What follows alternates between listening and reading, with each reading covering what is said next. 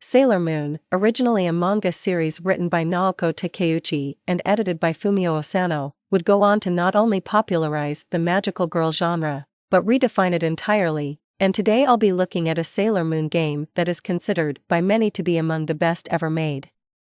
I am of course talking about Pretty Soldier Sailor Moon. Another story was developed and published by Angel in 1995 for the Super Famicom, Super Nintendo, and is the only RPG in the line of Sailor Moon video games released in Japan.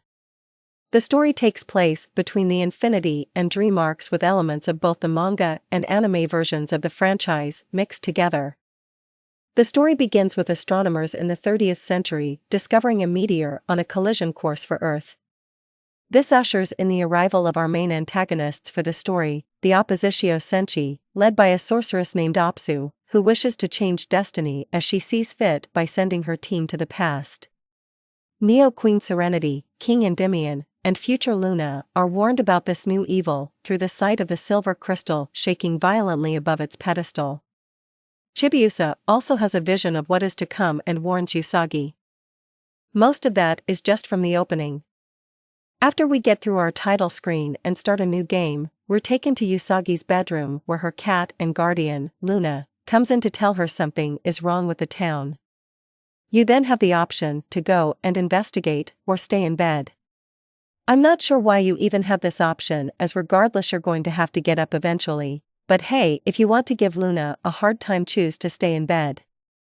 Before you leave your room, Luna tells you not to forget your diary, which can be used to save your process and link techniques from the appropriate menu from the senshi you select. In the game, each senshi has a list of techniques they can call upon in battle, these techniques of course being based on their attacks from the anime and manga. So, let's see if I have this straight. In Japan, diaries save your battle techniques and notebooks kill off your enemies? Good to know. I also like how the Luna P is used as save locations around town. Did Chibiusa just have that thing mass-produced and sent all over town? Actually, after the events of the Sailor Moon Super S movie, having a Luna P in every child's home wouldn't be a bad thing. I think I just got myself a headcanon. When you enter a battle, you have 7 options: attack, techniques, linked techniques, group techniques, items, defend, and run away with your tail tucked between your legs.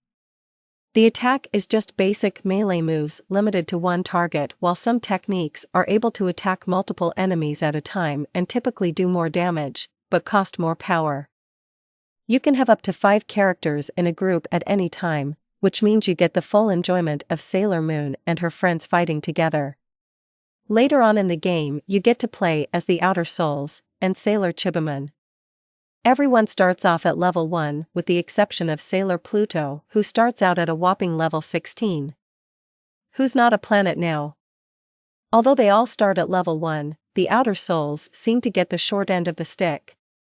Right off the bat, I'm doing more damage with the likes of Mercury, Mars, etc. when they're at level 1 than I am when I get to the Outers, and they're supposed to be stronger. Even Sailor Moon is doing more damage with physical assaults than Uranus. When I attacked with Saturn at one point, she only did -1 damage.